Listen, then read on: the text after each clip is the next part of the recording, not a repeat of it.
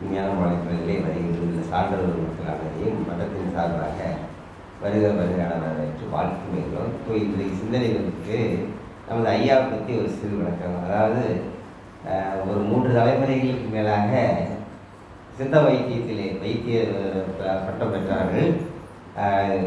எத்தனை ஏகப்பட்ட மக்களுக்கு நல்ல ஒரு தொண்டு செஞ்சு எல்லா வியாதிகளையும் குணப்படுத்தியிருக்கிறதையும், முக்கியமாக காமாலை என்றால் உலகமெங்கும் எங்கிருந்தாலும் காமாலைக்கு வேறு அப்படின்னு சொன்னாவே நமது சித்த வைத்தியர் இங்கே செலமோட்டம்பாளையம் அவர் ஐயா அவர்கள் தான் 3 தலைமுறைக்கு மேலாக நிறையா வியாதிகளை குணப்படுத்தியுள்ளார்கள். அவர்கள் பற்றி நல்லா தெளிவாக தெரிஞ்சுக்கலாம்.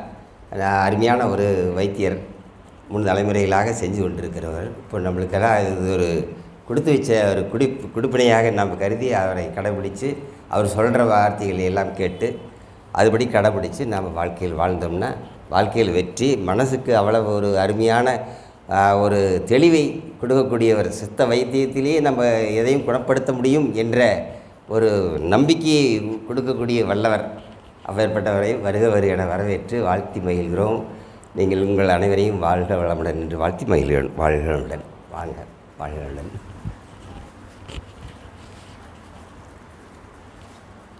நன்றி ஐயா.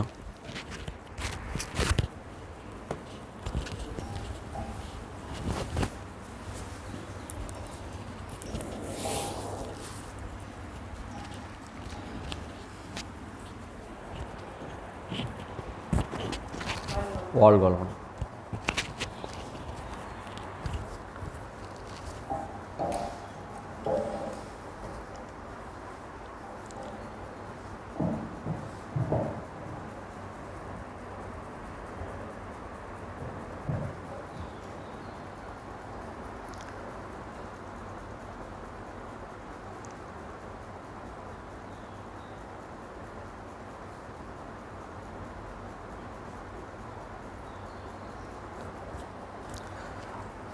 தமிழ் வாழ்க, தமிழ் மருத்துவம் வாழ்க. மாதா பிதா குரு தெய்வங்கள் போற்றி போற்றி. அனைவருக்கும் வணக்கம். நான் பாரம்பரிய சித்த மருத்துவன் திருநாவுக்கரசு.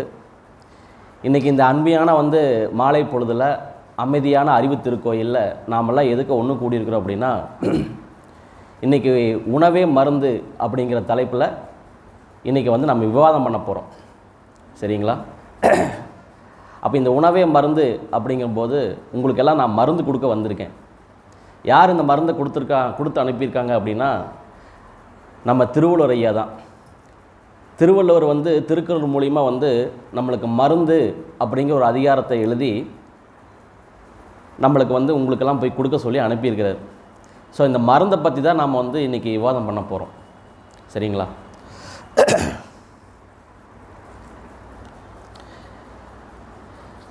இவர் திருவள்ளுவர் ஐயா. இவர் எல்லாத்துக்கும் தெரியுமில்ல. இதனோட சிறப்பு என்ன அப்படின்னா, நாம் இன்றைக்கி 2023 நவீன உலகத்தில் இருக்கிறோம். அப்படி தானுங்க. நவீன உலகத்தில் நவீன மருத்துவமனைகள் இருக்குது, அதே மாதிரி நவீன மருந்துகளும் இருக்குது. இதெல்லாம் வர்றதுக்கு முன்னாடியே கிட்டத்தட்ட 2000 வருஷத்துக்கு முன்னாடியே இந்த நூல் எழுதியிருக்கிறார். இவர் பேர் திருவள்ளுவர்.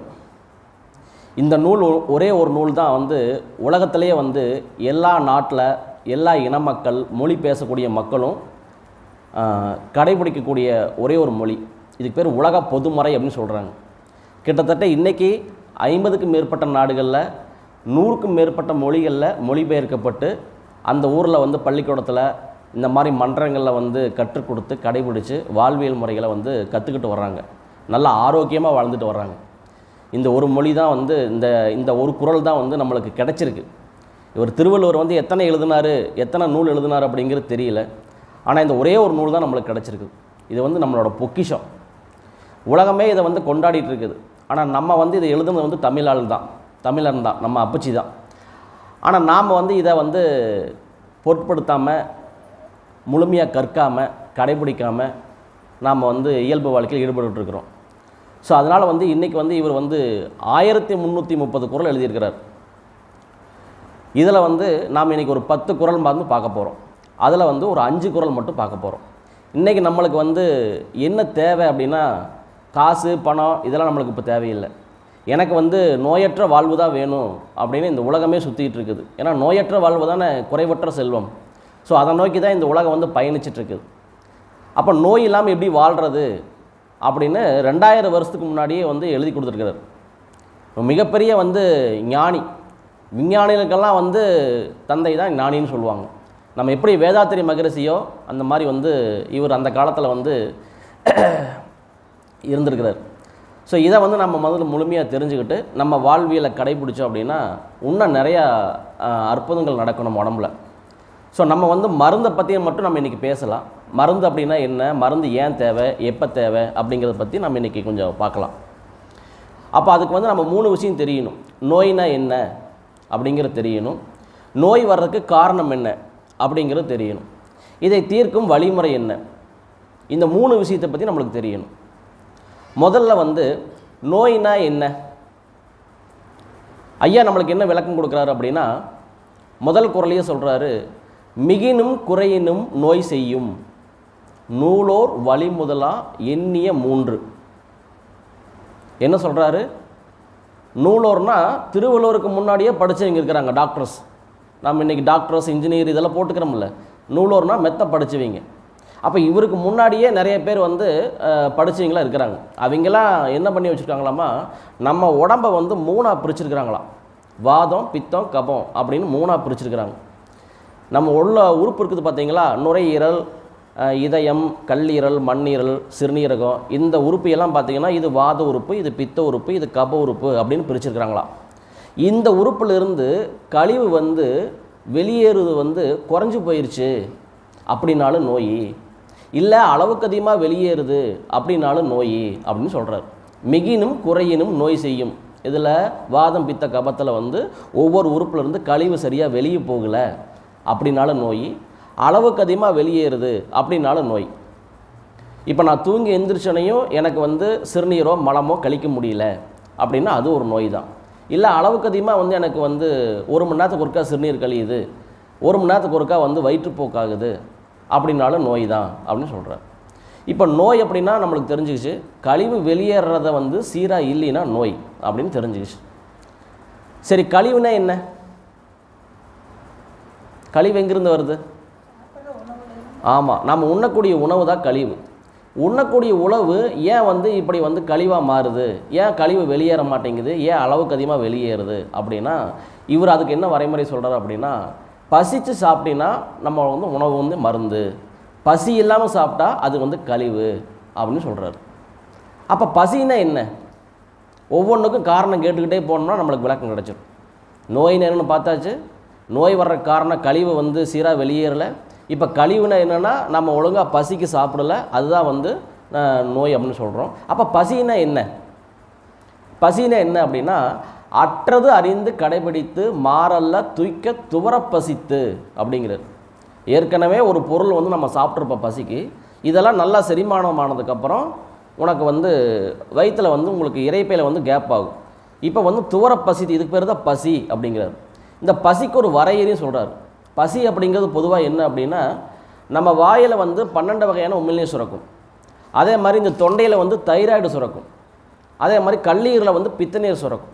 இப்போ இந்த 3 சேர்ந்து இறைப்பையில் ஒரு அமிலமாக மாறிடும்.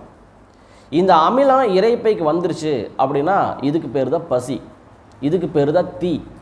அந்த தீயை தான் இவர் சொல்கிறார். பசி தீனா என்ன அப்படின்னா, தீ அளவன்றி தெரியான் பெரிதுனின் நோய் அளவின்றி படும் அப்படிங்கிறார். இந்த வயிற்றுக்குள்ளே தீ தெரியணும், இந்த தீ இருக்கா இல்லையா, அணைஞ்சு போச்சா இல்லையா நம்மளுக்கு தெரியணும். அப்போ இந்த பசி இருக்கா இல்லையான்னு நம்ம தெரியாமல் ஏதாவது சாப்பிட்டோம் அப்படின்னா நோய் அளவின்றி படும் அப்படிங்கிறார். அப்போ இந்த தீ ரொம்ப முக்கியம். இப்போ உமிழ்நீர், தைராய்டு, பித்தநீர் இந்த 3 சேர்ந்து நம்ம உடம்புல வந்து ஒரு தீ உருவாகும். முதல்ல ஒரு அமிலமாக உருவாகும். இப்போ அமிலத்தில் வந்து நம்ம வந்து 2 வகை இருக்குது அப்படின்னு நம்ம பள்ளிக்கூடத்தில் படிச்சிருப்போம். என்னென்ன வகை இருக்குது? காரத்தன்மை, அமிலத்தன்மை 2 வகை இருக்குது அப்படின்னு சொல்லுவோம். முதல் உருவாகிறது என்ன அப்படின்னா காரத்தன்மை. இந்த உமிழ்நீர், தைராய்டு, பித்தநீர் 3 சேர்ந்து இறைப்பையில் ஒரு அமிலம் மாறிடுச்சு. முதல் உருவாகிறது காரம். இப்போ காரம்னா நம்மளுக்கு என்ன நினைவுக்கு வரும்? ஒரு பச்சை மிளகாய், ஒரு மிளகாய், இந்த மாதிரி ஒரு மிளகு இதெல்லாம் நம்ம கடிச்சோம்னா என்ன வேலை பண்ணுவோம்? அப்படிம்போம். அப்போ தீயை தொட்டால் என்ன வேலை பண்ணுவோம்? அதே மாதிரி அப்படிம்போம். அப்போ ரெண்டுமே வந்து ஒன்று. இதை தான் தீன்னு சொல்கிறாரு. இந்த காரத்தன்மை தான் ஐயா வந்து தீ அப்படின்னு சொல்கிறார். இந்த தீயோட அளவு தெரியணும் அப்படிங்கிறார். அப்போ இந்த தீ இருக்கும்போது நாம் ஏதாவது உணவை செரிமானம் பண்ணணும். இப்போ தான் மூளைக்கு தகவல் போகும், உணவு ஏதாவது செரிமானம் பண்ணு அப்படின்னு சொல்லுவோம். இப்போ நாம் உணவை செரிமானம் பண்ணோம்னா இந்த செரிமானமான உணவு இந்த அமிலத்தோட போய் கலக்கும். காரத்தன்மையாக இருக்கிற அமிலத்தோட போய் கலந்து 3 மணி நேரம் 4 மணி நேரம் அந்த உணவோட தன்மைக்கு பொருந்து நம்மளுக்கு வந்து நொதித்தல் நடக்கும். செரிமானம் வாயில் நடக்கும், நொதித்தல் வயிற்றில் நடக்கும்.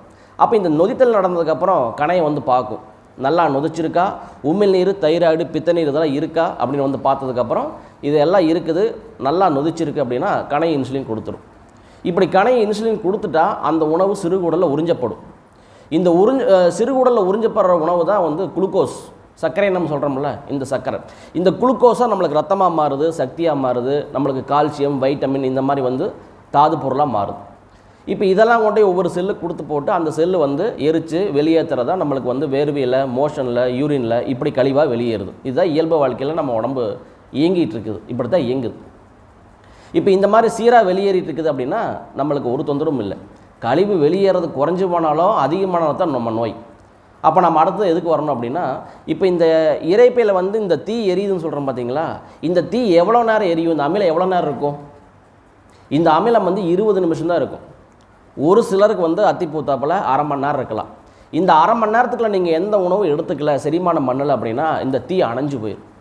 இந்த தீ அணைஞ்சு போச்சு அப்படின்னா நம்மளுக்கு காரத்தன்மையாக இருக்கிற அந்த அமிலம் அமிலத்தன்மையாக மாறிடும். இந்த அமிலத்தன்மையாக மாறிடுச்சுன்னா அது வந்து நொதித்தலுக்கு பயன்படாது. அமிலம் நம்ம எதுக்கெல்லாம் பயன்படுத்துவோம்? வீட்டில் போகாத கரையெல்லாம் போக்குறத பயன்படுத்துவோம். சிங்கில் வந்து நம்ம வந்து பாத்திரம் கழுவுறதுக்கு சிட்ரிக் ஆசிட் பயன்படுத்துகிறோம், எலுமிச்சம்பழத்தை போட்டு புளிவோம். அதே மாதிரி டாய்லெட்டில் இந்த மாதிரி ஏதோ ஒன்றில் வந்து இந்த ஆசிட்லாம் பயன்படுத்தணும்ல, ஆர்பிக்கு அது மாதிரி நிறைய ரசாயனங்கள் போட்டு பயன்படுது. இந்த அமிலம்லாம் எதுக்கு பயன்படும் அப்படின்னா சுத்தம் பண்ணுறதுக்கு தான் பயன்படும். அப்போ இந்த காரத்தன்மையாக இருக்கிறது அமிலத்தன்மையாக மாறிடுச்சுன்னா அந்த உணவை செரிமானம் பண்ண முடியாது. அந்த உணவு வந்து இரைப்பிலேருந்து வெளியே சிறுகுடல் மூலமாக, சிறுகுடல் பார்த்திங்கன்னா குறைஞ்சபட்சம் ஒரு 7 மீட்டர் இருக்கும். 1 மீட்டர்னால் 3.25 அடி, 7 மீட்டர்னால் அப்புறம் எத்தனை அடின்னு பார்த்துக்குங்க, கிட்டத்தட்ட ஒரு 25 அடி இருக்கும் சிறுகுடல். 25 அடியில் வந்து எல்லாம் சுத்தம் பண்ணி அதில் வெளியே கொண்டாடணும். அதுக்கு தான் இது வந்து அமிலத்தன்மையாக மாறுது. இந்த அமிலத்தன்மையாக மாறிடுச்சு, 20 நிமிஷம் அமிலத்தன்மையாக மாறிடும். அமிலத்தன்மையாக மாறினதுக்கப்புறம் எனக்கு பசி இருக்காது. இந்த பசி இல்லாதப்போ நீங்கள் ஏதாவது உணவை செரிமானம் பண்ணிங்கன்னா இந்த உணவு போய் அந்த அமிலத்தோட உள்ளே விழுந்துச்சு அப்படின்னா இந்த அமில ஆசிட் மேலே ஏறும். இந்த ஆசிட் மேலே ஏறிச்சுன்னா எனக்கு நெஞ்சக்கரிப்பு, வயிறு பொறுமல், கேஸ்ட்ரபிள், அல்சரு இதெல்லாம் உருவாகும். இப்போ இந்த அமிலம் கலந்த உணவுக்கு வந்து கணை இன்சுலின் கொடுக்குமா? அங்கேயும் நொதிக்கல, 3 மணி நேரம் நொதிக்காதுல்ல. அப்போ நொதிக்காத உணவுக்கு வந்து கணை இன்சுலின் கொடுக்காது. இன்சுலின் கொடுக்கல அப்படின்னா நம்ம சிறுகுடல் உறிஞ்சாது. உறிஞ்ச முடியாதெல்லாம் கழிவு, அந்த கழிவெல்லாம் சிறுநீர் மூலிமா, மலம் மூலிமா வெளியேறும். இப்போ போய் நீங்கள் பார்க்கும்போது தான் எனக்கு 200 போகுது, 300 போகுது, 400 போகுதுன்னு சொல்லுவார் டாக்டர். இதுக்கு பேர் தான் சர்க்கரை நோய். சர்க்கரைங்கிறது நோய் கிடையாது, அது ஒரு குறைபாடு. நான் வயிற்றில் வந்து தீ இல்லாதப்போ நம்ம வந்து சாப்பிடல அப்படின்னு தான் அது அர்த்தம். இப்போ நம்ம அடுப்பில் வந்து தீயை பற்ற வைக்கிறோம், குக்கரில் வந்து அரிசி தண்ணி ஊற்றி வச்சா தான் நம்மளுக்கு சாப்பாடாகும். தீயே இல்லைன்னா எப்படி சாப்பாடாகும்? அதுதான் நம்ம உடம்போட மொழி. அப்போ அதுதான் சொல்கிறாரு, தீ அளவின்றி தெரியான் பெரிதுனின் நோய் அளவின்றி படும் அப்படிங்க. அப்போ அந்த 20 நிமிஷத்துக்குள்ள உணவு சாப்பிடணும். 20 நிமிஷத்துக்குள்ள என்னால் உணவு சாப்பிட முடியல அப்படின்னா அப்போ கூட நம்மளுக்கு இந்த நெஞ்சக்கரிப்பு, அல்சரு, இந்த மாதிரி உணவு குழாயில் புண்ணு, வயிறு பொறுமல், கேஸ்ட்ரிக் ப்ராப்ளமாக வராது. இந்த 20 நிமிஷத்துக்கு அப்புறம் நம்ம உணவு எதுவும் எடுக்கல அப்படின்னா அடுத்தது மறுபடியும் தீ உருவாகிறதுக்கு 1.5 மணி நேரம் ஆகும். இந்த 1.5 மணி நேரம் கேப்பில் நம்ம என்ன எடுக்கணும் அப்படின்னா எந்த உணவையும் எடுத்துடக்கூடாது, வெறும் நீர் ஆகாரம் தான் எடுக்கணும். நீர் ஆகாரம் அப்படின்னா பச்சை தண்ணி மாதிரி இருக்கிற ஆகாரமெல்லாம் நீர் ஆகாரம். பச்சை தண்ணி மாதிரி என்ன இருக்கும்? இளநீ, எலுமிச்சாறு, கரும்பால், மோர், புழுதண்ணி இந்த மாதிரிலாம் இருக்கும். இதெல்லாம் நம்ம எடுத்துக்கலாம். ஆனால் கஞ்சியோ, கூழோ, பாலோ, பழச்சாரோ, பழங்களோ, உணவோ எடுத்துடக்கூடாது. இதுதான் ரொம்ப முக்கியம். இதெல்லாம் எடுத்தோம்னா, திடப்பொருளாக எடுத்தோம்னா அதெல்லாம் கழிவு. அப்போ அந்த கழிவு வந்து உடம்புல அப்சர்வேஷன் பண்ணாமல் எல்லாம் யூரின்லேயே வெளியேறும். இப்படி வெளியேறதா இது தொடர்ச்சியாக நடக்குது அப்படின்னா 1 நாள் 2 நாள் நடந்தால் பிரச்சனை இல்லை. இது தொடர்ச்சியாக நடக்குதுன்னா இதுக்கு பேர் தான் சர்க்கரை நோய். இதைத்தான் டாக்டர் இப்போ என்ன பண்ணுறாரு அப்படின்னா யூரினை டெஸ்ட் பண்ணிவிட்டு இவ்வளோ யூரினில் வந்து இவ்வளோ சர்க்கரை போகுது அப்படின்னு சொல்லி போட்டு இப்போ டாக்டர் என்ன பண்ணுறாரு அப்படின்னா தூங்கி இந்த சொல்லி இந்த ஒரு மாத்திரை போட்டுக்கோ அப்படின்னு சொல்லி மாத்திரை கொடுத்துட்றாரு. மாத்திரை கொடுத்து இந்த வெளியே போகிற கழிவை உடம்புலேயே ஏற்றுறாரு. இங்கே தீ இருக்கா இல்லையான்னு பார்க்காது, இங்கே சாப்பாடுன்னு உள்ளே வந்துட்டால் போதும் கணைய இன்சுலின் கொடுக்கணும் அப்படின்னு கணையத்தை வந்து கழுத்தில் கத்தி வச்சு மிரட்டுறார். சாப்பாடுன்னு உள்ளே வந்தால் நீ இன்சுலின் கொடுக்கணும், இதுதான் உன்னோட வேலை அப்படின்னு மடைமாற்றம் பண்ணுறாரு. அது புத்தி சுவாதீனம் இல்லாத மாதிரி உணவுன்னு உள்ளே வந்துட்டால் கணக்கு இன்சுலின் கொடுத்துருது. அங்கே ஒழுங்காகவே செரிமானமாகாத அமிலத்தன்மையாக இருக்கிற அந்த இதுக்கெல்லாம் வந்து சிறுகுடல் அனுமதி கொடுத்ததுன்னா அதெல்லாம் உறிஞ்சிடும். அப்போ உறிஞ்சிச்சுன்னா ரத்தத்தில் அடர்த்தி அதிகமாகும். ஒழுங்காக செரிமானமாகறதுல கெட்ட ரத்தம் தானே, கெட்ட கொழுப்பு தானே. அப்போ அதெல்லாம் வந்து ரத்தத்தில் வந்து அடர்த்தி அதிகமாகி ரத்தத்திலேயே சுற்றிக்கிட்டு இருக்க அடர்த்தி அதிகமாகிடும். அப்போ என்ன ஆகுதுன்னா எனக்கு வந்து ஹார்ட்டில் அடைப்பாகுது. முடியை விட சின்ன ரத்த குழாயெல்லாம் இருக்குது, இது வழியெல்லாம் ரத்தம் போய் வரணும். சாப்பாடு தண்ணி காற்றெல்லாம் கொண்டு கொடுத்துட்டு அங்கேருந்து கழுவி வெளியிட்டு வரணும். அப்போ இது வழியெல்லாம் ரத்தம் போக முடியல, ரத்தம் அடர்த்தி ஆகுதுன்னா உடனே வந்து டாக்டர் வந்து இந்த இடத்துல எனக்கு வலி வருது அப்படின்ட்டு ஏஞ்சியோ பண்ண சொல்லுவார். ஏஞ்சியோ பண்ணுறது, அப்புறம் ஏஞ்சியோ பிளாஸ்டி பண்ணுறது, ஸ்டென்ட் வைக்கிறது, இல்லைன்னா முழுசாகவே ஓப்பன் ஹார்ட் சர்ஜரி பண்ணுறது, இந்த மாதிரி வேலையெல்லாம் நாம் ஈடுபடுவாங்க. இப்படி தான் நம்ம நோயோட பட்டியலை வந்து நீண்டுக்கிட்டே போகுது. அப்போ நம்ம முதல்ல என்ன தெரியணும், பசியோட அளவு தெரியணும். பசி தான் ரொம்ப ரொம்ப முக்கியம். இந்த உலகத்தில் வந்து ஒவ்வொரு ஜீவராசிகளும் பசிக்கு மட்டும்தான் சாப்பிடும். பசி இல்லாமல் எதையுமே சாப்பிடாது. நல்லா புரிஞ்சுக்கணும். சரி, இப்போ ரெண்டாவது வந்து எப்போ சாப்பிடணும் அப்படின்னு சொல்லிட்டாரு. நாம் எப்போ சாப்பிட்ணும், பசிக்கு தான் சாப்பிடணும். இந்த தீ எரியும் போது சாப்பிடணும். எதை சாப்பிடணும் அப்படிங்கிறதுக்கு விளக்கம் கொடுக்குறாரு. மாறுபாடு இல்லாத உண்டி மருத்துனின் ஊறுபாடு இல்லை உயிர்க்கு அப்படிங்கிறார். அதாவது மாறுபாடு இல்லாத உணவை சாப்பிடு, அப்படி மாறுபட்ட உணவையெல்லாம் நீ தவிர்த்துட்டீங்கன்னா இந்த உடம்புக்கு எந்த கேடும் இல்லை அப்படிங்கிறது. அது என்ன மாறுபாடு இல்லாத உணவு? இப்போ உதாரணத்துக்கு தண்ணி எடுத்துக்கலாம். தண்ணி நாம் எப்படி எடுக்கிறோம்? நாம் வந்து நகரத்தில் இந்த மாதிரி கிராமத்தில் இருப்போம். எல்லா ஊர்லேயும் பார்த்திங்கன்னா ஒரு டேங்க் வச்சுருப்பாங்க. அந்த டேங்கில் வந்து ஆத்தோரமாக வந்து கீழ்நிலை தொட்டின்னு ஒன்று சொல்லுவாங்க. அதில் வந்து ஆற்று தண்ணியெல்லாம் அதில் விட்டு அதில் ஃபுல்லாக ப்ளீச்சிங் பவுடர் போடுவாங்க. ரசாயன பொடியை தூவி அங்கேருந்து ஒவ்வொரு ஊருக்கும் சப்ளை பண்ணுவாங்க. இங்கே சப்ளை வந்ததுக்கப்புறம் அந்த ரசாயனம் கம்மியாகி போச்சுன்னா இங்கேயும் அந்த ரசாயன பொடியை ப்ளீச்சிங் பவுடரை போடுவாங்க. இதெல்லாம் நம்ம வீட்டுக்கு வந்ததுக்கப்புறம் நாம் என்ன வேலை பண்ணுவோம்? ஒன்றா அந்த தண்ணியை வந்து சுடுதண்ணியை மாற்றி காய வச்சு ஆற வச்சு குடிப்போம். இல்லையா பக்கத்தில் சமையல் கட்டிலே பார்த்திங்கன்னா ஒரு ஆரம் மாதிரி மாட்டிக்கிட்டு அளவுக்கு அதிகமாக தண்ணியை சுத்தம் பண்ணுறேன் அப்படின்ட்டு வடிகட்டுவோம். இதுதான் மாறுபாடு பண்ணுறது. அப்போ மாறுபட்ட தண்ணியில் வந்து உயிர் இருக்காது அப்படிங்கிறது. தண்ணியில் உயிர் இருக்குது அப்படின்னா அது சாதாரண பச்சை தண்ணி தான் இருக்கும். இந்த மாதிரி ப்ளீச்சிங் பவுடரை போடுற தண்ணி, எதுக்காக ப்ளீச்சிங் பவுடரை போடுறாங்க? எந்த தொற்று வரக்கூடாது, கிருமி வரக்கூடாது அப்படிங்கிறதுக்காக தான் அதில் போடுறாங்க. அப்போ அங்கே உயிரை அழிக்கிறாங்கன்னு அர்த்தம். அப்போ சுடுதண்ணி நல்லா கொதிக்க வச்சு ஆற வச்சோம்னா அதில் உயிராற்றல் போயிடும், அதுலேயும் உயிராற்றல் போயிடும். அதே மாதிரி ஆரோ பண்ணுறோம் பார்த்தீங்களா, அளவுக்கு அதிகமாக சுத்தம் பண்ணுறோம் பார்த்தீங்களா, கடல் தண்ணியவே நல்ல தண்ணியாக மாற்றுறாங்களா, டேஸ்ட்டை மாற்றுறாங்க. இந்த மாதிரி மாற்றும் போது பார்த்திங்கன்னா அவ்வளோ உப்பு கரிக்கிற தண்ணியவே நல்ல தண்ணியாக மாற்றுறாங்க அப்படின்னா அதில் இருக்கிற உயிராற்றல் போயிடும், தாது பொருட்கள் எல்லாம் போயிடும். இந்த மாதிரி மாறுபாடு இல்லாமல் மாறுபட்ட தண்ணியை வந்து நம்ம தவிர்த்துடணும் அப்படின்னு வள்ளுவர் சொல்கிறார்.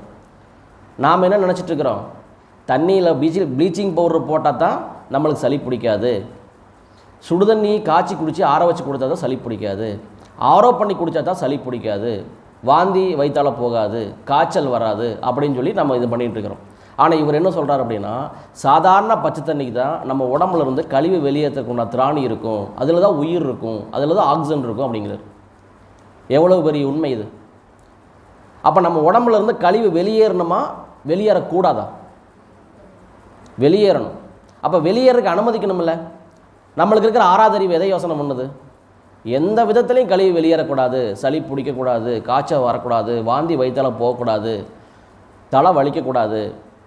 தண்ணி மாற்றி குடித்தா ஒரு சிலருக்கு தலை வலிக்கும், தண்ணி மாற்றி குடித்தா ஒரு சிலருக்கு சளி பிடிக்கும். இதெல்லாம் வரக்கூடாதுன்னு நம்ம சொல்கிறோம்.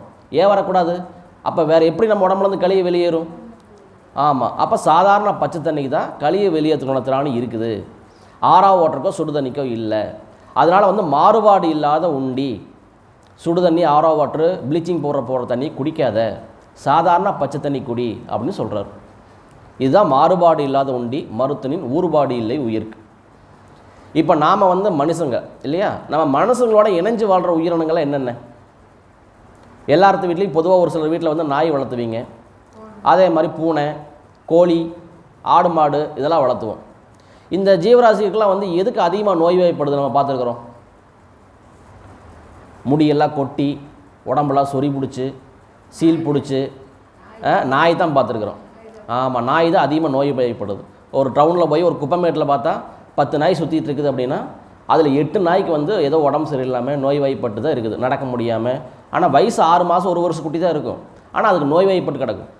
ஏன் அப்படின்னா அது முழுக்க முழுக்க மாறுபட்ட உணவே எடுக்குது. அது வந்து வேட்டையாடி சாப்பிட்றதில்ல. அதனால தான் அதுக்கு வந்து அதிகமாக நோய்வாய்ப்படுது. இப்போ 7ஆம் அறிவு படம் பார்த்தீங்களா? 7ஆம் அறிவு படத்தில் என்ன சொல்கிறாங்க? சீனாவிலேருந்து வெளிநாட்டிலேருந்து ஒருத்தன் வந்து அந்த ஊசி போடுறதுக்கு வர்றான். அவன் எதுக்கு போடுறான்? நாய்க்கு போடுறான். எந்த நாய்? குப்பைமேட்டில் இருக்கிற நாயை கண்டுபிடிச்சி எந்த நாய்க்கு வந்து நோய் புண்ணோடு இருக்குதோ அந்த நாயை பிடிச்சி அதுக்கு எலும்பில் ஊசி போடுறான். அப்போ அந்த நாய் தான் சீக்கிரமாக வந்து அது உடம்புல ஏகப்பட்ட கழிவு இருக்குது, அந்த கழிவுக்கு வந்து இந்த வைரஸ் வந்து இதுதான் சீக்கிரமாக பரவும் அப்படின்னு அந்த நாய்க்கு பிடிச்சி ஊசி போடுறான். அப்போ நாய் தான் முழுக்க முழுக்க மாறுபட்ட உணவு எடுக்குது. அதனால் வந்து நாய்க்கு வந்து நோய் அதிகமாக வருது. 2வது கோழிக்கு வரும். எந்த கோழிக்கு வருது? பிராய்லர் கோழிக்கு. நாட்டுக்கோழிக்கெலாம் நோய் வராது. நாட்டுக்கோழி என்ன வேலை பண்ணுது அப்படின்னா, காலையில் நம்ம நீக்கி விட்டோம் அப்படின்னா தூங்கி எந்திரிச்சோனையும் வந்து தானியங்கள் போட்டால் அது சாப்பிடுது. அதே மாதிரி புழு பூச்சிகள் பிடிச்சி சாப்பிடுது. மண்ணுக்கு இருக்கிற கரையானெலாம் பறித்து அதில் இருக்கிறதெல்லாம் சாப்பிடுது. இலதலைகள் புல் இதெல்லாம் சாப்பிடுது. இதை விட ரொம்ப முக்கியமாக சூரிய ஒளியில் டைரெக்டாக இருக்குது. அதனால் அதுக்கு எந்த நோய் வர்றதில்லை. ஆனால் பிராய்லர் கோழிக்கு சூரிய ஒளியே படுறதில்லை.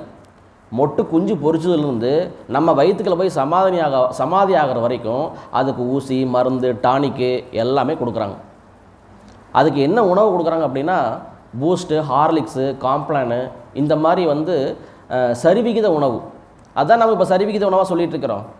குழந்தைக்கு சாப்பிட்லையா, இந்த ஹார்லிக்ஸு, பூஸ்ட்டு கலக்கி கொடு அப்படின்னு சொல்கிறோம்ல, இதுதான் சரிவிகித உணவு. இந்த சரிவிகித உணவு அப்படிங்கிறது ரொம்ப தப்பு. சரிவிகிதம் அப்படின்னா புழு பூச்சிகள் இருக்கணும், தானியங்கள் இருக்கணும், இலதறிகளை சாப்பிட்ணும்.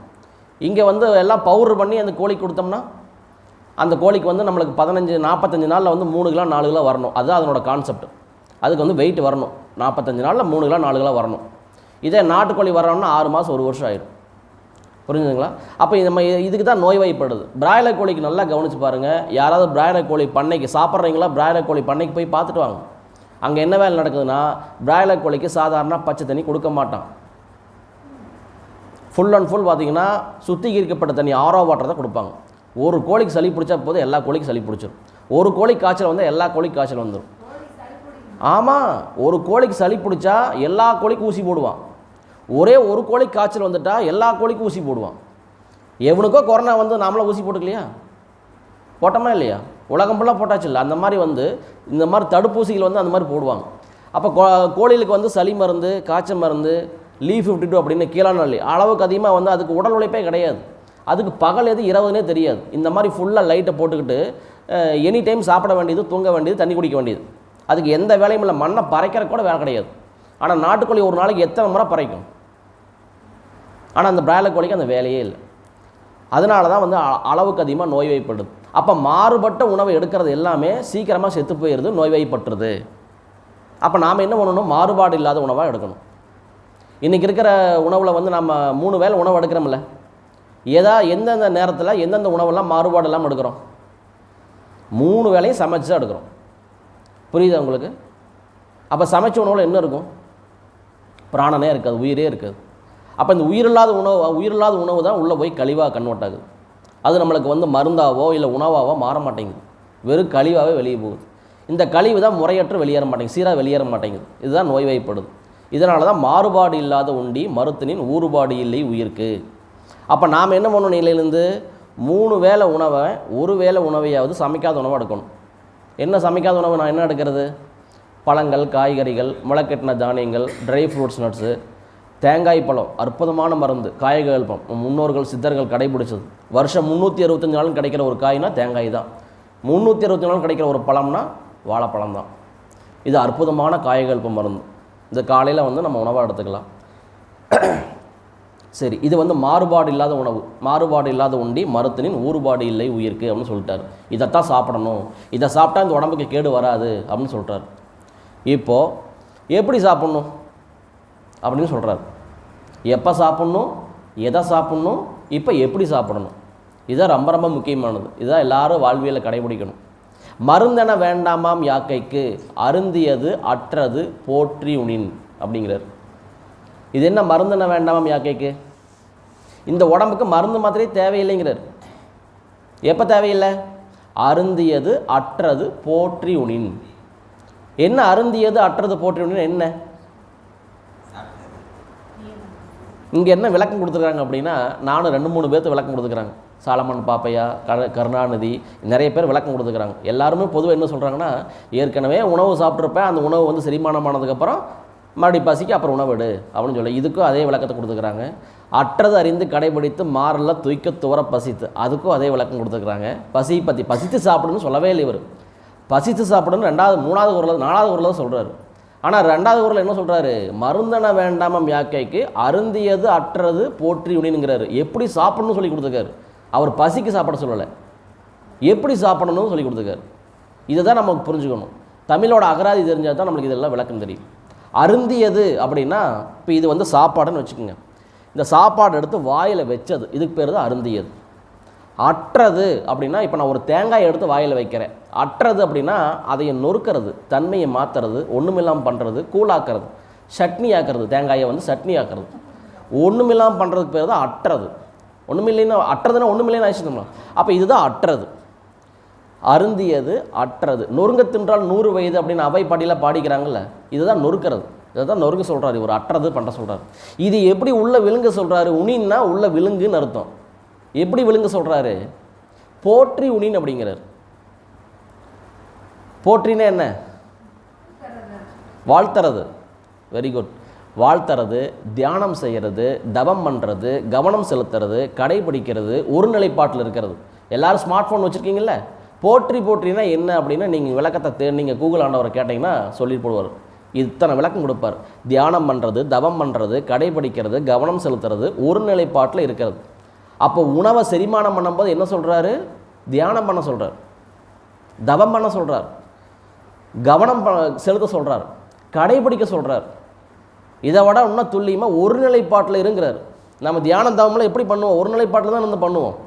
அப்போ இந்த மாதிரி இருந்து உணவை எடுக்க சொல்கிறார். இந்த உலகத்தில் எந்த ஜீவராசியுமே உணவை செரிமானம் பண்ணும்போது தியானம் தவம் பண்ணும் அப்படின்னு கண்டுபிடிச்சிருக்காரு. அப்படி என்ன தியானம் தவம் பண்ணுதா எல்லா ஜீவராசிகளும்? நாம் என்னென்ன பார்த்துருக்கோம்? நாயை பார்த்துருக்குறோம், கோழியை பார்த்துருக்குறோம், ஆடு மாடுகளை பார்த்துருக்குறோம். நாம் எங்கேருந்து வந்தோம்? குரங்குலேருந்து வந்தோம்னு சொல்கிறோம்ல. ஆதி காலத்தில் நம்ம குரங்காக இருந்தோம்னு சொல்கிறோம். வாழ்வாழ்முடன். அப்போ நம்ம குரங்குலேருந்து வந்தோம் அப்படின்னு நம்ம சொல்கிறோம். இப்போ இதெல்லாம் உணவை எப்படி செரிமானம் பண்ணுது? கோழியெல்லாம் அவுத்து விட்டால் எல்லாம் மேய ஆரம்பிச்சிருது.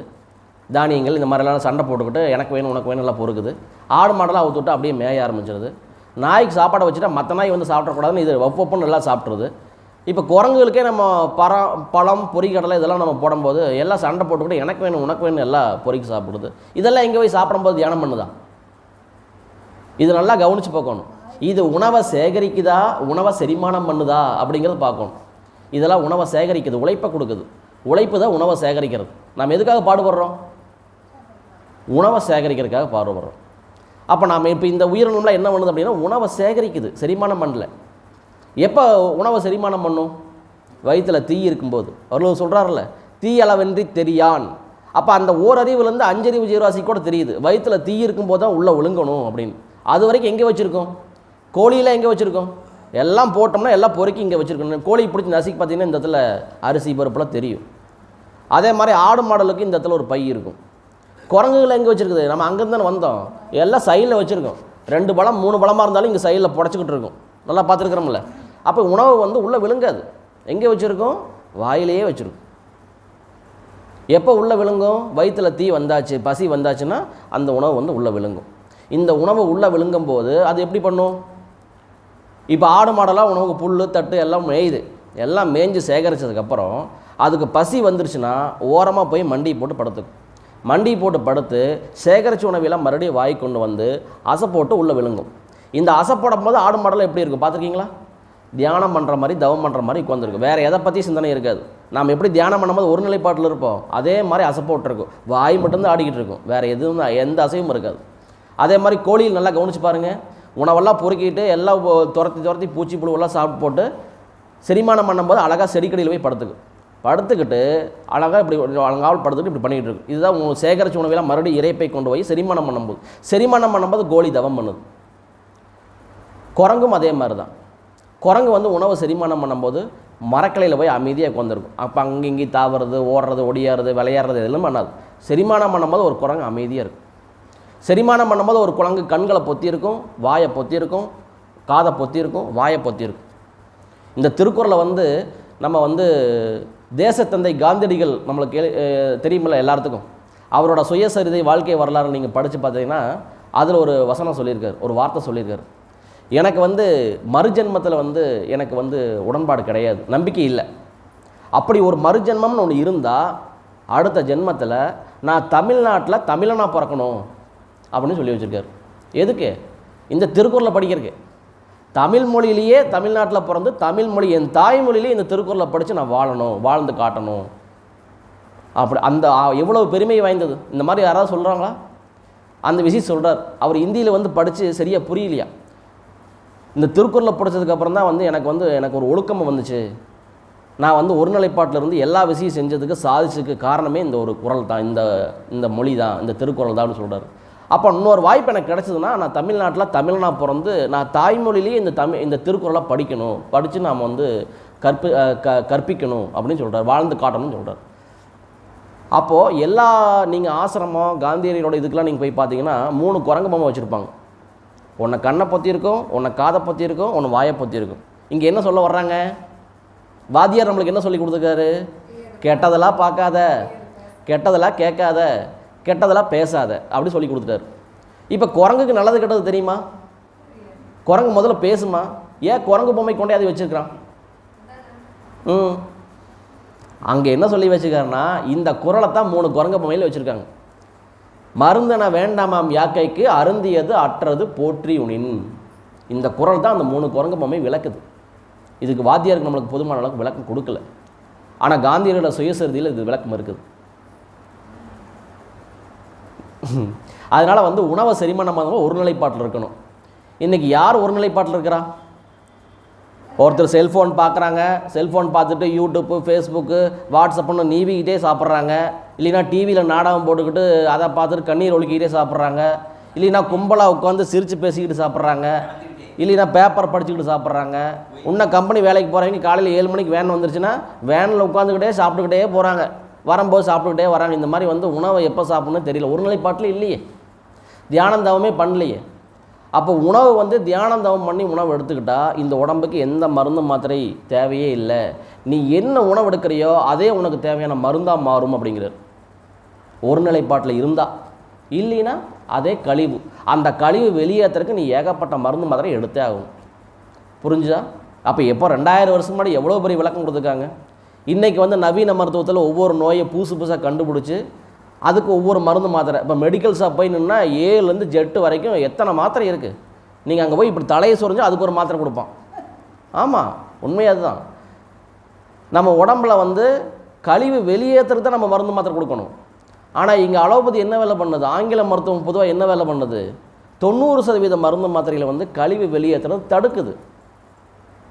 எனக்கு மூக்கில் ஒழுகுது, சொட்டு சொட்டாக ஒழுகுதுன்னா நுரையில் இருக்கிற கழிவு வெளியே போகுதுன்னு அர்த்தம். இப்போ நாம் என்ன பண்ணுறோம்? பக்கத்தில் மெடிக்கலில் போய் அரை சிட்டிசன் மாத்திரை போட்டுக்கிறோம். சிட்டிசன் மாத்திரை போட்டோம்னா 30 செகண்டில் மூக்கில் ஒழுகிறது நின்று போயிடுது. அப்போ எனக்கு சளி சரியாயிடுச்சுன்னு அர்த்தமா? சளி சரியாகும்னா உடம்புல இருக்கிற கழிவில் வெளியே வரணும்ல, மூக்கில் ஒழுதாதான் தான் சரியாகும். நான் மருந்து மாத்திரை கொடுத்தா எப்படி சரியாகும்? சரியாகாது. அப்போ நம்ம தடுத்துக்கிறோம். நம்ம என்ன பண்ணுறோம்? கழிவு வெளியேற்றுற தடுத்துக்கிறோம்.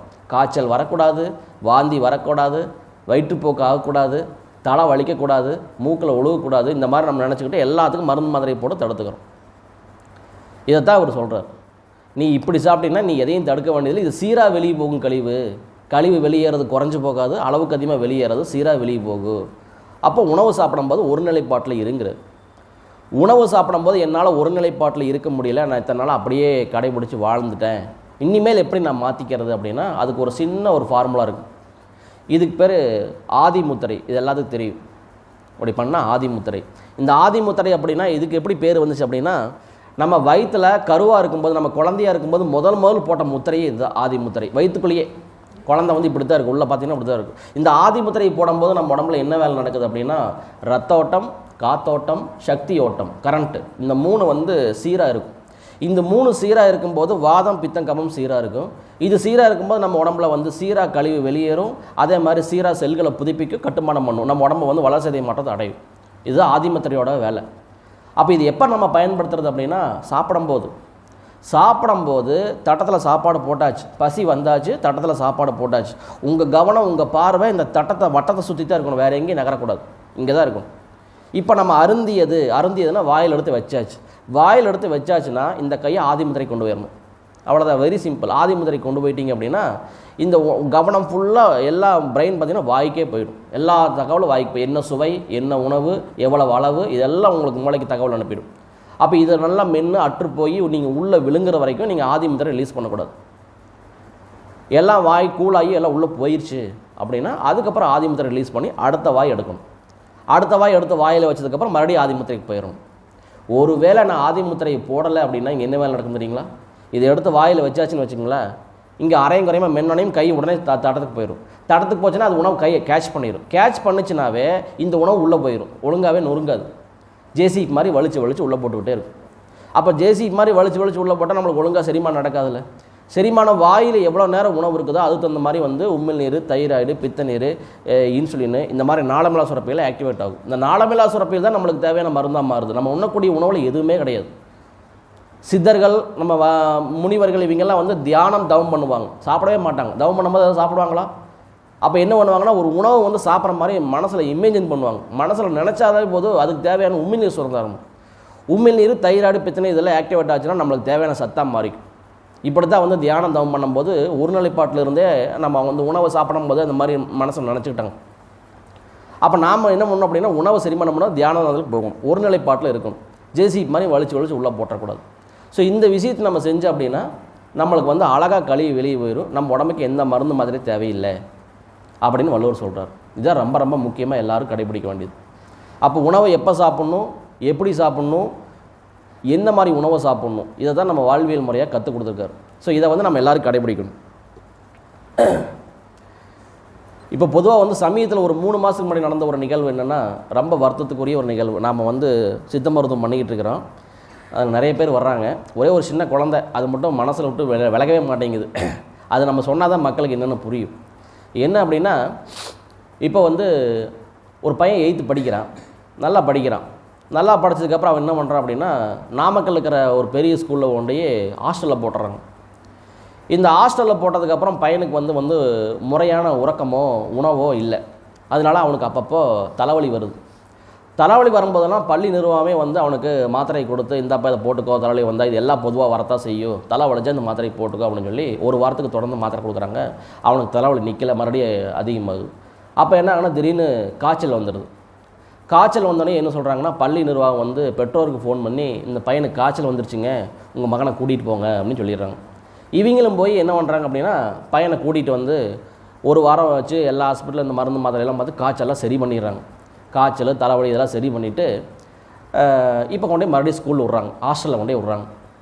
இப்போ விடும்போது இவங்க என்ன வேலை தப்பு செய்கிறாங்க அப்படின்னா சாமி இந்த மாதிரி தலைவலி, காய்ச்சல், சளி இதெல்லாம் எல்லாத்துக்கும் வர்றதா, இப்போ தலைவலிக்கும் போது இந்த மாத்திரை போட்டுக்கோ, காய்ச்சல் வரும்போது இந்த மாத்திரை போட்டுக்கோ, சளி வரும்போது இந்த மாத்திரை போட்டுக்கோ அப்படின்னு ஒவ்வொரு மாத்திரையாக 3 மாத்திரை 5 30 எடுத்து கொடுத்துட்றாங்க. இவனும் அங்கே சரி காய்ச்சல் வந்தால் சளி வந்தால் இப்படி நம்ம வீட்டுக்கு போயிட்டே வந்தால் படிப்பு கெட்டு போயிடுமே, நாம் கலெக்டர் ஆக முடியாது, டாக்டர் ஆக முடியாது, நீட் கோச்சிங் அட்டன் பண்ண முடியாது அப்படின்ட்டு அவனும் அப்பப்போ தலைவலிக்கும் போது, காய்ச்சல் வரும்போது, சளி வரும்போதெல்லாம் மருந்து மாத்திரை போட்டுக்கிறான். இப்படி மருந்து மாத்திரை போட்டோடனையும் கண்ணெல்லாம் மஞ்சளாயிருது. 5 நாள் கழிச்சு கண்ணெல்லாம் மஞ்சளானோடனையும் மஞ்சக்காமலை வந்துருச்சு. உடனே பள்ளி நிர்வாகம் பையனுக்கு மஞ்சக்காமலை வந்துருச்சு, எல்லா குழந்தைகளுக்கும் பரவிடும், அதனால் பையனை கூட்டிகிட்டு போங்க வீட்டுக்கு அப்படின்னு சொல்லிடுறாங்க. இவங்க திருப்பூர், இவங்க பையன் இங்கே கூப்பிட்டு வந்துடுறாங்க. அப்போ இந்த ஏரியாவில் பொதுவாக மஞ்சக்காமல் அப்படின்னா எங்கள் வீட்டுக்கு தான் வருவாங்க. இந்த மாதிரி வேறு கட்டினா மருந்து சாப்பிட்டா சரியாயிரும் அப்படின்னு இங்கே வர்றாங்க. இங்கே வரும்போது பையனுக்கு மஞ்சக்காமலை ஒரு 6 பாயிண்ட் அளவு இருக்குது. ப்ளட் டெஸ்ட் எடுத்துகிட்டு வந்துடுறாங்க, மஞ்சக்காமலை உறுதிப்படுத்திடுறாங்க, ப்ளட் டெஸ்ட்டு வர்றாங்க.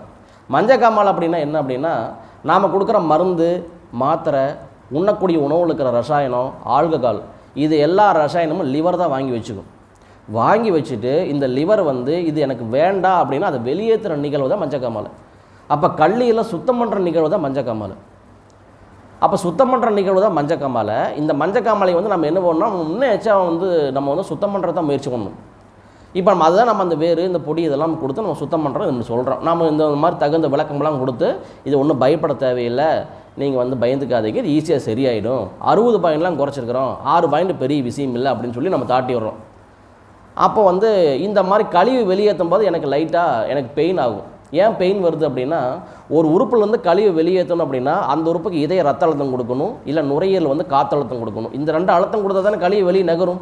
அப்போ இந்த 2 அழுத்தம் கொடுக்கும்போது தான் நம்மளுக்கு வலி வரும். அது தலைவலியாக இருக்கலாம், வயிறு வலியாக இருக்கலாம், வேறு எந்த வலியாக இருக்கலாம். அப்போ லைட்டாக வந்து பெயின் ஆகுது. இந்த பொடி இதெல்லாம் சாப்பிடும்போது லைட்டாக அவனுக்கு பெயின் வருது.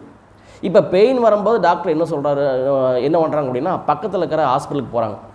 பெரிய ஹாஸ்பிட்டல், நம்மளாம் கேள்விப்பட்டிருக்கோம்ல, பேரே சொல்கிறேன், அது வந்து பதிவானாலும் பரவாயில்ல, அதெல்லாம் முக்கியம். அப்போ திருப்பதி ஹாஸ்பிட்டலுக்கு அங்கே போகிறாங்க. அங்கே போனோடனே ஸ்கேன்லாம் பண்ணி பார்த்துட்டு கல்லீரல் வீக்கமாக இருக்குதுங்க அப்படின்னு சொல்கிறாங்க. இப்போ கல்லீரல் சூடு காமாலை அப்படின்னா, கல்லீரல் வந்து கழிவு வெளியேற்றுறதுக்கு கழிவு வெளியேற்றிட்டுக்குன்னு அர்த்தம். அதுக்கு பேர் தான் காமாலை. கல்லீரல் வீக்கம் அப்படின்னா கழிவு வெளியேற்றிட்டு இருக்கும்போதே மறுபடியும் அந்த மருந்து மாத்திரை கழிவுகளை கொடுத்தா கழிவு வெளியேற்ற கஷ்டப்படும். இதுக்கு பேர் தான் வீக்கம். அப்போ அந்த பையனுக்கு கல்லீரல் வீக்கமாக இருக்குது, நீங்கள் உடனே மெயின் சென்டருக்கு கூட்டிகிட்டு போயிருங்க அப்படின்னு சொல்கிறாங்க. அப்போ அவனை வந்து கோயம்புத்தூர் கூட்டிகிட்டு போயிடுறாங்க. கோயம்புத்தூர் கூட்டிகிட்டு போய் 15 நாள் வச்சுக்கிறாங்க. 15 நாள் வச்சு அந்த கல்லீரலில் வெளியேற கழிவையெல்லாம் தடுத்து நிறுத்திடுறாங்க. இப்போ காமாலை குறைஞ்சிருச்சு, 2 பாயிண்ட்டுக்கு வந்துருச்சு. இன்னும் டிஸ்சார்ஜ், நீ வீட்டுக்கு போகலாம் அப்படின்னு சொல்லி வீட்டுக்கு தாட்டி விட்டுறாங்க. இப்போ 6 பாயிண்ட்டுக்கு போன பையனை வந்து 2 பாயிண்ட்டாக குறைச்சி இவங்க வீட்டுக்கு தாட்டி விட்டாங்க. இவங்க என்ன பண்ணாங்கன்னா, குறைக்கல, கழிவு சுத்தம் பண்ணல, மாறா கழிவு வெளியே தான் நிறுத்தி வச்சுட்டாங்க. இப்போ நம்ம சிட்டிசன் மாத்திரை போட்டோம்ல, மூக்கில் ஒழுகும் போது ஒரு மாத்திரை போட்டு தடுத்துட்டோம்ல, அந்த மாதிரி ஒரு மாத்திரை கொடுத்து லிவர்லேருந்து வெளியேற கழிவை நிறுத்தி வச்சுட்டாங்க. இப்போ கண்ணில் தூசு பட்டுருச்சு அப்படின்னா நம்ம கண்ணீர் வந்து குப்பையை வெளியேற்றும், அதுதானே இயல்பு. அப்போ கண்ணீர் வந்தால் தானே அந்த குப்பை வெளியே போகும். எனக்கு கண்ணீரே வரக்கூடாதுன்னா அந்த குப்பை வெளியேறாது, இந்த குப்பை உள்ளேயே இருக்கும், அவ்வளோதான். அந்த குப்பை எப்படி வெளியேறும்? நாம் ஏதாவது வந்து கை விட்டு எடுத்தால் தான் வெளியேறும் ஒழிஞ்சு, இல்லைன்னா குப்பை உள்ளே தான் இருக்கும். இப்போ இந்த மாதிரி தான் வந்து கல்லீரலேருந்து கழிவு வெளியேற்றுறத அவங்க தடுத்துட்டுனாட்டிக்கு கல்லீரலில் கட்டியாக மாறிடுச்சு. இப்போ அந்த பையன் எங்கே இருக்கிறான் அப்படின்னா இருக்கிறான், கேன்சர் வார்டில் இருக்கிறான். என்ன பண்ணால் பார்த்தீங்களா? இப்போ கழிவு வெளியேறது தடுத்துனாட்டிக்கு அந்த உறுப்பில் கட்டியாக மாறிடுச்சு. இப்போ கட்டியாக மாறினதுக்கப்புறம் டாக்டர் என்ன பண்ணுறாங்க அப்படின்னா, இது என்ன கட்டின்னு தெரியல, இதை பயாப்சி பண்ணலாம் அப்படின்னு இப்போ பயாப்சி பண்ணுறாங்க. பயாப்சி பண்ணும்போது தான் நம்ம உடம்பு வந்து இப்போ எனக்கு வெளியேற்றுறதுக்கு அனுமதி கொடுக்க மாட்டேங்கிறாங்க அப்படின்னு அதை சுற்றி ஒரு ரூமை கட்டி ஓரமாக ஒதுக்கி வைக்கிது. எனக்கு சளி மூலிமா, முதல்ல தலைவலி மூலிமா, காய்ச்சல் மூலிமா, வாந்தி வைத்தளம் மூலிமா, காமாலை மூலிமாலாம் முயற்சி பண்ணி பார்க்குது, வெளியே கொண்டாருக்கு. இவங்க எதுக்குமே அனுமதி கொடுக்க மாட்டேங்கிறாங்க. அப்போ கட்டியாக மாறிடுச்சு. அப்போ ஓரமாக ஒதுக்கி வச்சு, எனக்கு நீ எப்போ அனுமதி கொடுக்குறியோ அப்போ வெளியேற்றிக்கிற அப்படின்னு ஓரமாக ஒதுக்கி வச்சு ஒரு ரூமை கட்டி வச்சிருது. இதுக்கு பேர் தான் புற்று. என்ன மாதிரி புற்று கட்டிகளாக இருந்தாலும் கரைச்சி வெளியேற்றிக்கணும் தானே இருக்குது. அப்போ நம்ம சுத்தமான அனுமதி கொடுக்கும்போது, சுத்தமான தண்ணியோ சுத்தமான காற்றோ ஆரோக்கியமான பிராணன் உள்ள உணவை எடுக்கும்போது அந்த கழிவை வந்து ஓப்பன் பண்ணி அந்த கழிவுக்கு மேலே ஒரு சளி பழத்தை போற்றி அழகாக சளி மூலிமா வெளியே கொண்டு வரும், ரத்தத்திலே கலக்காமல் வெளியே கொண்டு வரும். இதுதான் உடம்போட மொழி. அப்போ இங்கே ரூமை ஓப்பன் பண்ணும்போது எனக்கு இங்கே மின்னு வலிக்கும். அப்போ வலிக்கும்போது நம்ம டாக்டர் தான் போவோம், ஸ்கேன் பண்ணுவோம், எம்ஆர்ஐ பண்ணுவோம், எக்ஸ்ரே பண்ணுவோம். எக்ஸ்ரே பண்ணும்போது டாக்டர் என்ன சொல்கிறாருன்னா, இந்த இதில் கல்லீரல் ஒரு கட்டி இருக்குது அப்படின்னு சொல்கிறார். இது என்ன கட்டின்னு தெரியல, இது பயாப்சி பண்ணி அறுவை சிகிச்சை பண்ணி பாம்பேவை டெல்லிக்கு அனுப்பினா தான் அதை வந்து உறுதிப்படுத்த முடியும் அப்படின்னு சொல்கிறாங்க. இப்போ பாம்பே டெல்லிக்கு அனுப்பி இப்போ உறுதிப்படுத்தியாச்சு. இப்போ கல்லீரலில் புற்றுநோய். இப்போ அந்த அம்மா வந்து இப்போ அவ்வளோ செலவு பண்ண முடியாது அப்படின்னு உள்ள ட்ரஸ்ட்டாக, அது ஒரு ட்ரஸ்டி கேன்சர் வார்டில் வந்து அங்கே வச்சுக்கிறாங்க. அப்புறம் நம்மளை வந்து கூட்டிகிட்டு போனாங்க, இந்த மாதிரி இப்படி ஆகிப்போச்சு, நீங்கள் வாங்க ஏதாவது வழி பண்ணுங்க அப்படின்னு சொல்லி கூட்டிகிட்டு போகிறாங்க. அங்கே போகும்போது அந்த பையன் இங்கே வரும்போது நல்லா குண்டுன்னு அழகாக இருந்தான், நல்ல கலர். அங்கே போய் பார்க்கும்போது ஒல்லியாக எலும்பு தோளாக இருக்கிறான், மண்டையில் முடியே எதுவும் இல்லை, எல்லாம் விழுந்துருச்சு, ஹீமோலாம் கொடுத்து எல்லாம் விழுந்துருச்சு. இப்போ எங்கள் அம்மாவும் வந்து அந்த குழந்தைகளுடைய கட்டலை படுக்க வச்சுட்டு அந்த வேதனையெல்லாம் பார்க்கவே முடியாது. அப்போ எப்படி கட்டியாக மாறுது அப்படின்னா, நாம் சாதாரணமாக தலைவலி, காய்ச்சல், சளி, வாந்தி, வயிற்றுப்போக்கு இந்த 5 விஷயத்து மூலிமா நம்ம உடம்பு வந்து கழிவு வெளியேற்றும். அப்போ யாரெல்லாம் தொடர்ச்சியாக இந்த கழிவு வெளியேற்றத்தை தடுத்து நிறுத்திக்கிறாங்களோ அவங்களுக்கெல்லாம் கட்டியாக மாறும். என்ன கட்டியாக மாறினாலும் அதை வெளியேற்றத்துக்கு உண்டான திராணி நம்ம உடம்புக்கு இருக்குது. ஆனால் நாம் வந்து அதை மதிக்கிறது இல்லை, அந்த மொழி நம்மளுக்கு தெரியல, உடம்பு என்ன பேசுதுன்னே தெரியல. அப்போ உடம்போட மொழி தெரிஞ்சால் தானே நம்ம நோயிலேருந்து விடுபட முடியும். நான் நோயில் சரி பண்ணுறேன், நோயை சரி பண்ணுறேன்னு என்ன பண்ணுறோம், நோயிலேயே விழுந்துடுறோம். புரிஞ்சுங்களா? அப்படி தான் நம்ம மருந்து மாத்திரை நோக்கி போயிட்டுருக்கிறோம். தயவு செஞ்சு நம்ம என்ன பண்ணோம் அப்படின்னா, மருந்து மாத்திரைகளை வந்து கழிவு வெளியேற்றதுக்காக பயன்படுத்துங்க, கழிவு வெளியேற்றுறதை தடுக்கிறதுக்காக பயன்படுத்தாதீங்க. நம்மளோட எல்லா தமிழ் மருத்துவங்களும் பார்த்திங்கன்னா கழிவை வெளியேற்றுறது தான் மருந்து இருக்குது, கழிவை தடுக்கிறதுக்கு மருந்தே கிடையாது. அந்த உறுப்பை சுத்தம் பண்ணிட்டா சரியாயிடும். சுத்தம் பண்ணுறது தான் இங்கே மருந்து இருக்குது, இங்கே சுத்தம் பண்ணுறதை தடுக்கிறதா நம்ம செஞ்சிட்ருக்கிறோம். அதைத்தான் இவர் சொல்கிறார். மருந்தென வேண்டாமம் யாக்கைக்கு அருந்தியது அற்றது போற்றியுனின். உண்ணக்கூடிய உணவையே மருந்தாமாக்கிற கலையை வந்து நம்ம கற்றுக்கணும். எல்லா ஜீவராசிகளும் உணவை செரிமானம் பண்ணும்போது தவநிலையில் தான் இருக்குது. அதுக்கெல்லாம் ஏதாவது நோய் வருதா பார்த்துருக்குறோமா? வெயில் மழை எதாக இருந்தாலும் அது இயற்கையோட ஒன்றியே இருக்குது. ஆனால் நாம தான் இப்போ இவ்வளோ நோய்வாய்ப்பட்டிருக்கிறோம். அதுக்கு மெயின் காரணம் மாறுபாடு இல்லாத உணவு. வெறும் 5 குறளில் வந்து நம்ம வாழ்வியல் முறையே கற்றுக் கொடுத்துட்டார். இந்த 5 குறளை கடைபிடிச்சா போதும். மீதி 5 குறள் வந்து மருத்துவருக்காக சொன்னது. நோய் நாடி, நோய் முதல் நாடி, அது தினைக்கும் வாய் நாடி, வாய்ப்பா செயல். எப்படி ஒரு நோயை கண்டுபிடிச்சி அது என்ன நோயின்னு கண்டுபிடிச்சி அதுக்கு தகுந்த மாதிரி மருந்து கொடுத்து அதை சுத்தம் பண்ணு அப்படின்னா அதெல்லாம் மருத்துவருக்காக கொண்டது. பட் சாதாரண மக்களுக்கும் நம்ம வந்து கடைபிடிக்கிறதுக்காக தான் இந்த 5 குறள் சொல்லிக்கார். ஒவ்வொரு குழந்தைகளுக்கும் நம்ம சொல்லிக் கொடுக்கணும் எப்படி சாப்பிடணும், எப்போ சாப்பிடணும், எதை சாப்பிடணும் அப்படின்னு. அதுக்கு நாம் வந்து வாழ்ந்து காட்டணும். நம்மளை பார்த்தா நம்ம குழந்தைய வளரும். ஸோ அதனால் வந்து நாம் தான் முதல்ல மாறணும். அதுக்கப்புறம் தான் நம்ம குழந்தையும் மாறும். அப்போ இன்னிலேருந்து நம்ம உணவு வந்து ஒரு வேளை உணவையாவது நம்ம வந்து சமைக்காத உணவு எடுக்கணும். இப்போ நம்ம உடம்புல அற்புதமாக கழிவு வெளியேற்றுற ஒரு நேரம் அப்படின்னா இரவு 7 மணிலேருந்து காலையில் 7 மணி வரைக்கும். இந்த 12 மணி நேரம் பார்த்திங்கன்னா உடம்பு வந்து கழிவெல்லாம் வெளியேற்றும், செல்களை புதுப்பிச்சு கட்டுமானம் பண்ணும். இந்த 2 வேலை நடக்கும். இந்த 2 வேலை நடக்கும்போது நாம் சாப்பிடக்கூடாது, விரதம் இருக்கணும். நாட்டுக்கோழி என்ன வேலை பண்ணணும் தெரியுங்களா? நீங்கள் 6 மணி 7 மணிக்கு நீங்கள் அடைச்சிட்டிங்கன்னா அடுத்த நாள் காலையில் 7 மணி வரைக்கும் எதையும் சாப்பிடாது, அமைதியாக உட்கார்ந்த இடத்துலையே உட்காந்துருக்கும். அப்படித்தானே? அப்போ இரவு 7 to 7 அது எதுவுமே சாப்பிடாது. அப்போ இரவு 7 to 7 என்ன வேலை பண்ணுது அப்படின்னா கழிவை வெளியேற்றும், செல்களை புதுப்பிச்சு கட்டுமானம் பண்ண. அப்போ தான் அந்த கோழி வளரும். ஆனால் பிராய்லர் கோழி என்ன வேலை பண்ணும்? இரவு பகல் எதுவுமே தெரியாது. எனி டைம் லைட்டை போட்டுக்கிட்டு 9 மணிக்கு சாப்பிட்றது, 10 மணிக்கு சாப்பிட்றது, வெடிக்காத 2 மணிக்கு பிரியாணி சாப்பிட்றது, அங்கெல்லாம் வெந்துக்கிட்டு இருக்குதுல்ல நம்மளுக்கு ரெடியாக. அதெல்லாம் வந்து நோய்க்கு உண்டான இதுதான். இப்போ நாமளும் வந்து பிராய்லர் கோழியை மாறிட்டோம். நாமளும் எந்நேரம் லைட்டை போட்டுக்கிட்டு எப்போ வேணாலும் சாப்பிட்றது, என்ன வேணாலும் சாப்பிட்றதுன்னு இந்த மாதிரி பண்ணிக்கிட்டு இருக்கிறோம். இப்போ இரவு உணவே பார்த்தீங்கன்னா இரவு அதிகமாக நான்வெஜ் எடுக்கிறது வாய்வு என்ன சொல்லுது அப்படின்னா இரவு தான் நான்வெஜ் எடுக்கிறாங்கன்னு சொல்லுது. இரவு தான் சவரமா கிரில்லு இதெல்லாம் போடுறாங்க, பகலெல்லாம் போடுறதில்ல. அதிக உணவே வந்து இரவு தான் எடுக்கிறாங்க அப்படின்னு. இரவு உணவே எடுக்கக்கூடாது.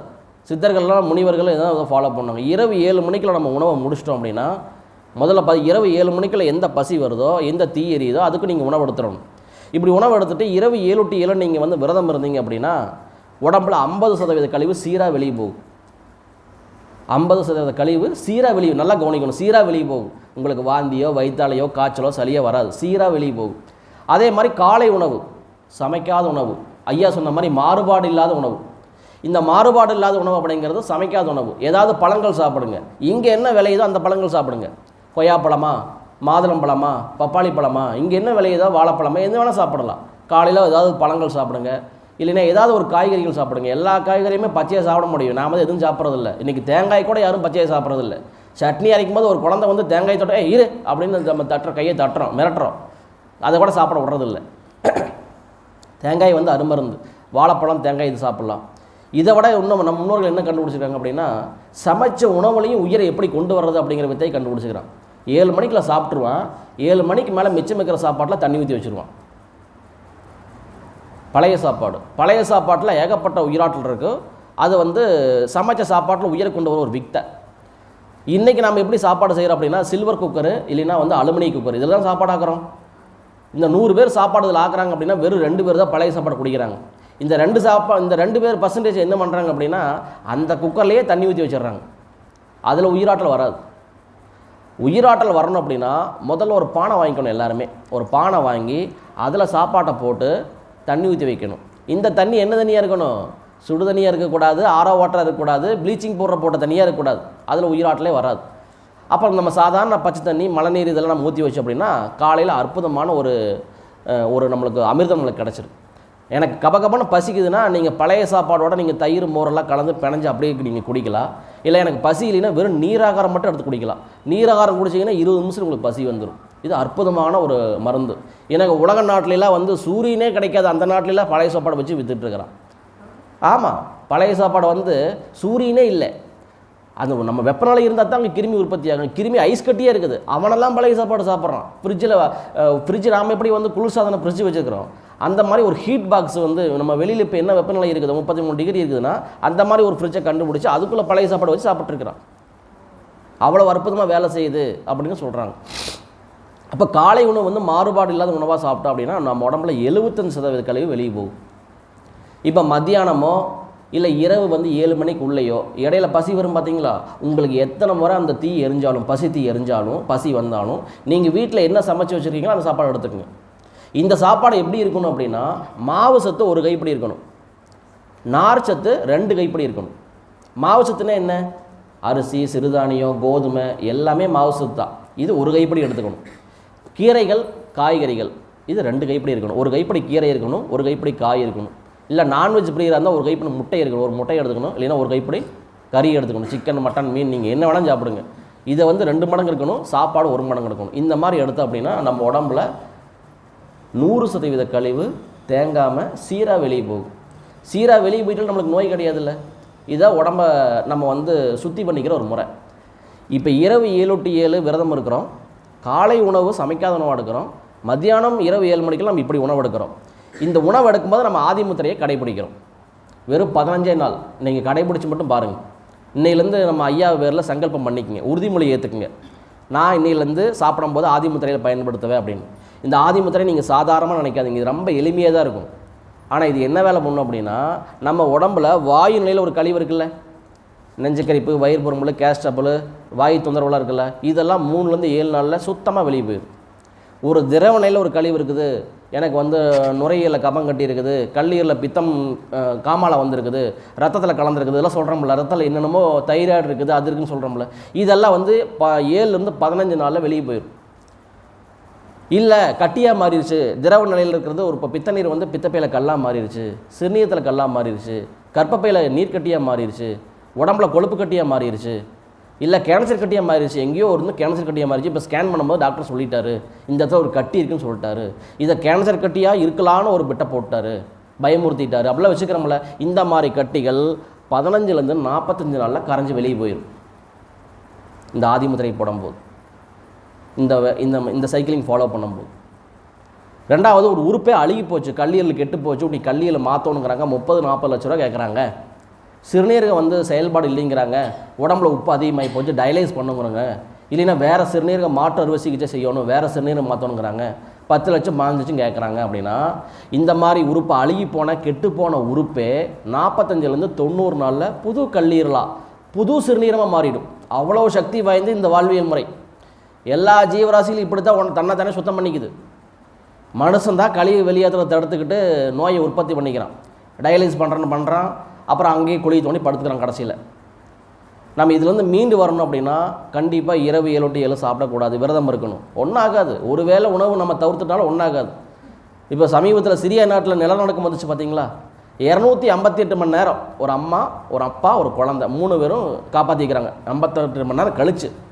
அப்போ ஒரு நாளைக்கு 24 மணி நேரம்னா 258 மணி நேரம் கிட்டத்தட்ட 11 நாள் கழிச்சு எடுத்துக்கிறாங்க. அது வரைக்கும் அங்கே தண்ணியோ சாப்பாடோ எதுவும் சாப்பிடல. வெளியே வரும்போது ஆரோக்கியமாக தான் இருக்கிறாங்க, உயிரோடு தான் இருக்கிறாங்க, உயிரோடு எடுத்துக்கிறாங்க. நீங்கள் பேட்டி கொடுத்துருக்காங்களே, நீங்கள் பார்த்துருக்கலாம்.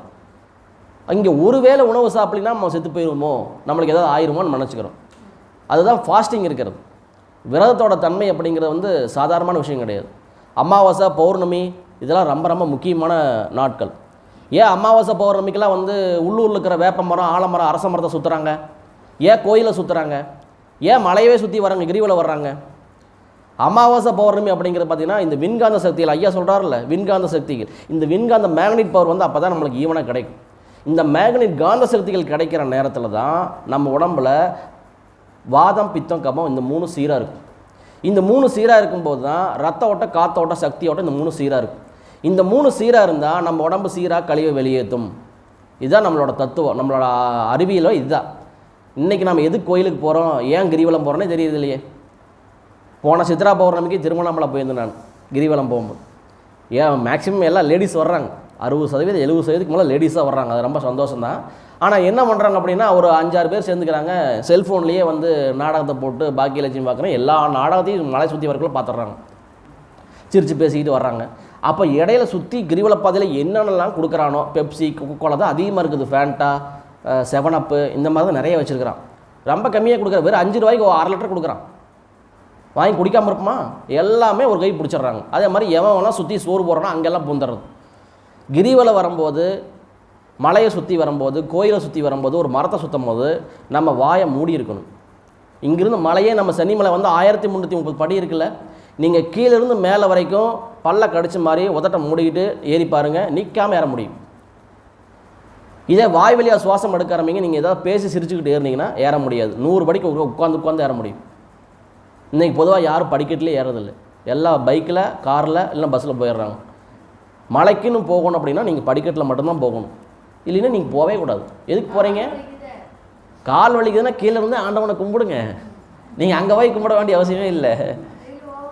ஆமாம், அந்த மாதிரி விரதம் எல்லாம் எதுக்காக இருக்கிறாங்க அப்படின்னா நம்ம உடம்பை சுத்தி பண்ணிக்கிறாங்க. அப்போ இந்த 3 அமாவாசை பௌர்ணமியில் இந்த 3 சீராக இருக்கும். இப்போ பௌர்ணமினுக்கெல்லாம் பார்த்தீங்கன்னா கடல் அலைகள்லாம் பனை உயரத்துக்கு மேலே எந்திரிக்குது அப்படின்னு சொல்கிறாங்களே. ஒரு சிலருக்கு நல்லா கவனித்து பார்த்தீங்கன்னா அமாவாசை பௌர்ணமி தான் உடம்புல லைட்டாக தடிப்பு வரும், அங்கங்கே தடிப்பு வரும். இப்போ மனநலம் பாதிக்கப்பட்டவங்கலாம் பார்த்தீங்கன்னா அந்த நேரத்தில் கொஞ்சம் ஆக்ரோஷமாக இருப்பாங்க. இதெல்லாம் ஏன் அப்படின்னா அந்த நேரத்தில் தான் அவங்க உடம்பு சுற்றி நடக்குது. சுற்றி நடக்கும்போது அவங்களுக்கு உடம்புல தடிப்படுறது, ஆக்ரோஷம் வர்றது, இந்த மாதிரி விஷயங்களும் நடக்கும். அப்போ என்னத்தை கண்டுபிடிச்சாங்க அப்படின்னா இந்த 2 நாட்கள் நம்ம ஃபுல்லாக விரதம் இருக்கலாம், சாப்பாடு எதுவும் உள்ளே கொடுக்க வேண்டாம், முழுமையாக கழிவு வெளியேறட்டும், கட்டுமானமாகட்டும் அப்படிங்கிறக்காக தான் இந்த வாழ்வியல் நடைமுறைகளை கடைபிடிச்சாங்க. இன்றைக்கி இப்போ நம்ம எதுக்கு கோயிலுக்கு போகிறோம், எதுக்கு தேங்காய் பழம் சாப்பிட்றோம், எதுக்கு அமாவாசை பௌர்ணமிக்கு சுற்றுறோம், கிரிவலம் எதுக்கு போகிறோம், எதுவுமே தெரியறதில்ல. எல்லாமே ஒரு மூடநம்பிக்கையாக போச்சு. ஏதோ தெரியுறவங்க ஒரு 10% சுற்றிக்கிட்டு இருக்கிறாங்க, மீதி 90% அவங்க இங்கே வேலையை பார்த்துட்டு அங்கே சுற்றுறாங்க. இப்போ இங்கேயே நம்ம எத்தனை பேர் உட்காந்துருக்குறோம்? சென்னிமலையில் எத்தனை மக்கள் தொகை இருக்கிறாங்க? ஆனால் நாம் ஏன் இப்போ எத்தனை பேர் இங்கே உட்காந்துருக்குறோம்? எல்லாத்தினாலையும் சாத்தியமா? எல்லாம் எதை நோக்கியே ஓடிக்கிட்டு இருக்கிறாங்க நவீன உலகத்தில்.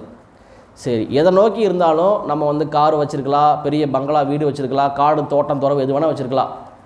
ஆனால் உடம்புல ஆரோக்கியம் இல்லைன்னா ஒன்றுமே இல்லை, எல்லாம் தவிடுபடி ஆயிரும். இந்த ஆரோக்கியம் தான் ரொம்ப முக்கியம். நோயற்ற வாழ்வே குறைவற்ற செல்வம், இதுதானே உண்மை. ஸோ அதைத்தான் சொல்கிறது தான் இந்த வள்ளுவர் சொல்லியிருக்காரு. ஸோ இந்த 5 குறளை எல்லோரும் நீங்கள் கடைபிடிக்கணும், சரிங்களா? இப்போ இதை முடிச்சதுக்கப்புறம் உங்களுக்கு எல்லாத்துக்கும் இப்போது நம்ம ஒரு பொடி கொண்டு வந்திருக்கிறோம். அந்த பொடி எல்லாத்துக்குமே நான் கொடுக்க போகிறேன். அது என்ன பொடி அப்படின்னா, ஒரு பொடியில் 18 மூலிகை இருக்குது, ஒரு பொடியில் 28 மூலிகை இருக்குது, இன்னொரு பொடியில் 5 மூலிகை இருக்குது. பொதுவாக இரவு ஒரு பொடி சொல்லுவாங்க, அது நெல்லிக்காய், தாண்டிக்காய், கடுக்காய், சித்திரத்தை, அதிமதுரம், இந்த 5 இருக்கும். இந்த 5 எதுக்காக நம்ம கொடுக்குறோன்னா, இரவு உணவுலாம் சாப்பிட்டு முடிச்சதுக்கப்புறம் நீங்கள் அதை ஒரு 1/2 ஸ்பூன் பொடி கையில் வச்சுட்டு தொட்டு பல்லு விளக்குற மாதிரி விளக்கி அப்படியே உள்ளே விழுங்கிக்கணும். இது உள்ளே விழுங்கியாச்சு அப்படின்னா குறைஞ்சது 2லேருந்து 5 நிமிஷம் வரைக்கும் தண்ணி எதுவும் குடிக்கக்கூடாது, வாய் எதுவும் கொப்பளிச்சு வெளியே தப்பக்கூடாது. 2 நிமிஷத்துக்கு அப்புறம் வாய் சக்கரை போட்ட மாதிரி அப்படியே இனிப்பாக மாறிடும். நெல்லிக்காய் சாப்பிட்டு ஒரு 5 நிமிஷம் கழிச்சு எப்படி இருக்கும் அந்த மாதிரி மாறிடும். அந்த மாதிரி மாறினதுக்கப்புறம் தேவைப்பட்டால் தண்ணி குடிக்கலாம். நான் தண்ணி குடிக்கணுங்கிறதுக்காகவே குடிக்கக்கூடாது. இது எதுக்காக நம்ம சொல்கிறோம் அப்படின்னா, நம்ம வாயில் இருக்கிற உயிராற்றல் தான் நம்ம உடம்புல இருக்கிற நாளமில்லா சுரப்பைகளை சுரக்குது. இந்த சக்கரத்தை 7 சக்கரம் சொல்கிறோம்ல, இந்த சக்கரத்தை இந்த இயக்குது. அப்போ இந்த வாயில் இருக்கிற உயிராற்றலை அழிக்கக்கூடாது அப்படின்னு சொல்கிறோம். ஆனால் இன்றைக்கி எல்லாரும் பெரும்பாலும் செய்யக்கூடிய தப்பு என்னென்னா, தூங்கி எந்திரிச்சோனையுமே பூச்சிக்கொல்லி மருந்து அடிச்சிடறோம்.